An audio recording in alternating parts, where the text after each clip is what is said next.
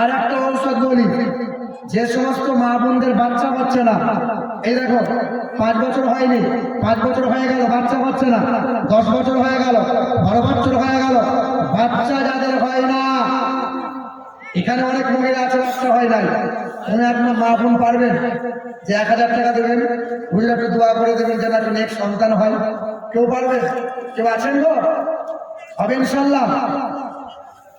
এ বাবা শুনে রেখে দেন, জাকারিয়া নবী আলাইহিস সালাতু ওয়াস সালামের এই আমল, আল্লাহ পাক যাকে বৃদ্ধ অবস্থায় আল্লাহ সন্তান দান করেছিলেন, যে দোয়া করে মালিকের দরবারে চোখের পানি ফেলেছিলেন, আল্লাহ কবুল করেছিল।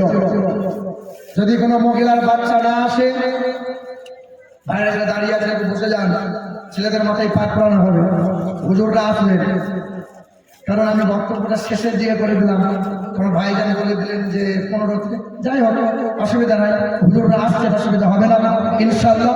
এ বাবাজিরা আমার, যে সমস্ত মহিলাদের বাচ্চা হচ্ছে না, খুব ভালো করে শুনবেন, ঈশা নামাজ বাদ, প্রতিদিন ঈশা নামাজ বাদ জায় নামাজে বসে 3 বার পড়বে সূরা ফাতিহা, 3 বার পড়বে ইখলাস, 3 বার পড়বে সূরা ফালাক, 3 বার পড়বে সূরা নাস, আর 101 বার পড়বে বিসমিল্লাহ সহ, বিসমিল্লাহির রহমানির রহিম, রব্বি হাবলি মিনাস সালিহিন, রব্বি হাবলি মিনাস সালিহিন, বিসমিল্লাহ সহ 101 বার যদি এই আমল করতে পারে তো আল্লাহ পাক তাকে নেক্সট সন্তান দান করবে।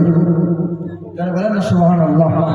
বাবাজিরা, ভাইরা আমার সোনার টুকরো বন্ধুরা, ঠিক আছে, এ মুসলমান আমার নওজোয়ান তরুণেরা, আজকে তোমাদের জন্য ওয়াজ করেছিলাম। কোন এক মুফাসসির এই আমল শিখিয়েছেন, খুব মারাত্মক, আর বলেছেন 2 নম্বর, প্রতি সপ্তাহে সোমবার এবং জুম্মার দিন, এই দুটো দিন রোজা রাখার চেষ্টা করবে ইনশাআল্লাহ। সুগারের রোগী যারা, পুরুষ অথবা মহিলা, সোমবার এবং জুম্মা এই 2 দিন রোজা রাখবো। 3 নম্বর, সপ্তাহে 3 দিন নিম পাতা 7টা, তেলাকুচা পাতা 5টা, আর একটা কারেলা, কারেলা বোঝেন তো, একটা কারেলা জুস করবেন, আর সপ্তাহে 3 দিন এই জুস আপনি পান করবেন। 3 মাস আপনি সেবন করেন, 3 মাস পরে দেখবেন অ্যালোপ্যাথি, হোমিওপ্যাথি, যত রকমের ঔষধ আছে সব বাদ দিয়ে দেন, আল্লাহ পাকের অশেষ রহমতে এই রোগ আপনার শরীর থেকে দূরে সরে যাবে। বলে সুবহানাল্লাহ।